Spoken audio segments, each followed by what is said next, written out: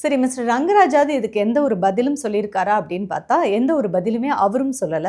So அவருடைய அமைதியும் பதில் சொல்லப்படாத கேள்வியா மட்டும் தான் இருக்கு. இங்க ஜாய் அப்படிங்கிற அந்த பெண்ண பத்தி நான் பேசியே ஆகணும். பிகாஸ் நான் இன்டர்வியூ போயி அவங்க கிட்ட பேசினத வச்சு சொல்றேன். ஜாய் மட்டும் இல்ல. நான் சந்திச்ச நெறைய பெண்கள் ஏமாறுறது எங்க அப்படின்னா, "சாப்பிட்டியா? நான் சாப்பிட்டேன். நீ குளிச்சியா? நீ தூங்குனியா?" இப்படிங்கிற இந்த சாதாரண ஒரு மெசேஜுக்கு தான் மயங்கி தன்னுடைய வாழ்க்கையவே பறிகொடுக்குறாங்க. ஜாயவும் நான் அப்படி தான் பார்க்குறேன்.